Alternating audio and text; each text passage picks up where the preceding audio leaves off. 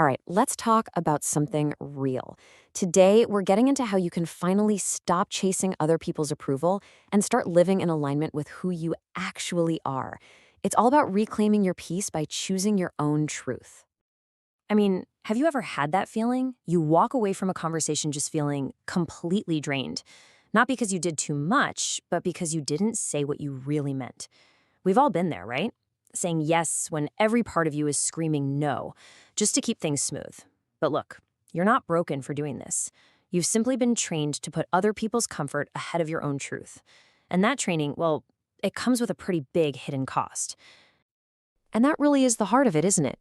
We trade our own inner peace for this illusion of safety that we think comes from being agreeable all the time.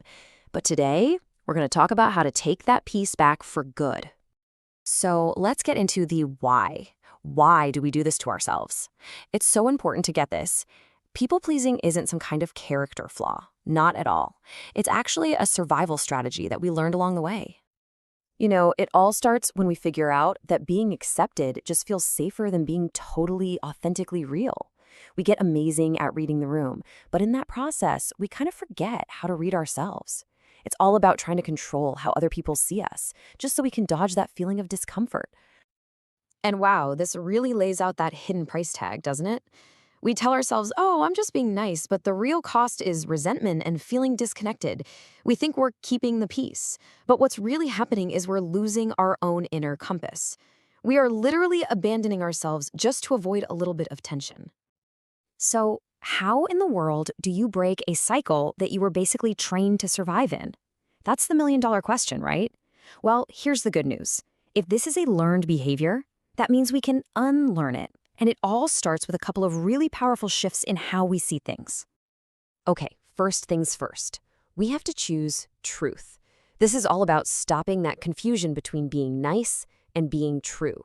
We mix these up all the time, thinking that being nice is the same as being a good person, but they are absolutely not the same thing. Yeah, let that one really sink in for a second. Every single time you're being nice at the expense of your own truth, your values, your energy, your boundaries, you're not actually being kind. You're abandoning yourself, the one person you are absolutely meant to protect. So here's the tool, the thing you can actually do. Just pause. Before you jump to agree to something, check in with yourself. Ask this one question. Am I aligning with this, or am I just afraid of how uncomfortable it'll be to say no? That simple moment of internal honesty, it has to come first. It changes everything. All right, that brings us to our second big idea, defining your compass. You've got to know what you stand for. See, you can't really honor yourself if you don't even know what that means. People-pleasing absolutely loves confusion, but it just withers and dies in the face of clarity. And this is what that inner compass is made of. We're talking about your core values, what you truly believe is important, your convictions, the things you're not willing to compromise on. Your desires, what actually lights you up and fuels you. And, of course, your personal boundaries, where you draw the line. Because here's the deal. If you don't define these things for yourself, believe me, the world is more than happy to do it for you. And this is the practical shift that happens in your head. It's about changing the question you ask yourself. The old question is always, what will they think? The new question, the powerful question, is, does this align with who I am becoming? See that? You're moving from worrying about what's out there to checking in with what's in here. That one simple change helps you take all your power back. Okay, number 3. Now this one might be the toughest, I'm not gonna lie, but it is also by far the most freeing. It's all about letting go of the one thing we people pleasers try so desperately to manage, other people's reactions. This right here, this is the reframe that changes the entire game.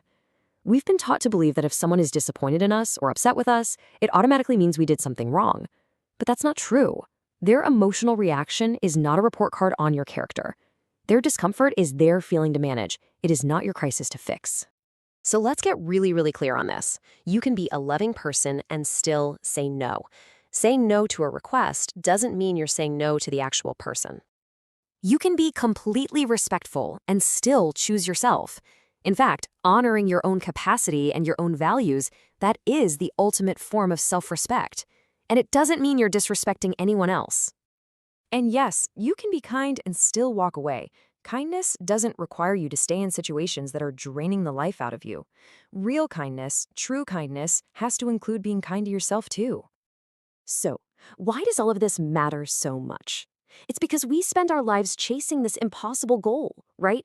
Trying to be everything to everyone, thinking that's the key to success. But the real victory, the real sense of a life well lived, it comes from being faithful to who you are. So, what's the payoff? What does life actually look and feel like when you get to the other side of this? When you start consistently choosing your own alignment over constantly seeking approval. Well, this makes it crystal clear. You're trading that exhausting, fear-based hamster wheel of always needing approval for something that's internal, grounded, something that's energizing and built on genuine self-respect. Basically, you stop performing for an audience and you finally start living your own life.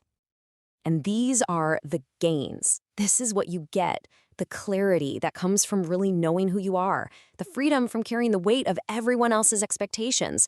All that energy you get back when you stop pouring it into things that just aren't you. And maybe the most important thing of all, a deep, unshakable trust in yourself. So I'm going to leave you with this final thought. Look, this isn't about changing your entire life overnight. It's about one small intentional decision. So ask yourself, what is one area, just one, where you are ready to choose your alignment over someone else's approval? Maybe it's one conversation, one boundary, one no. Whatever it is, that's where it all begins.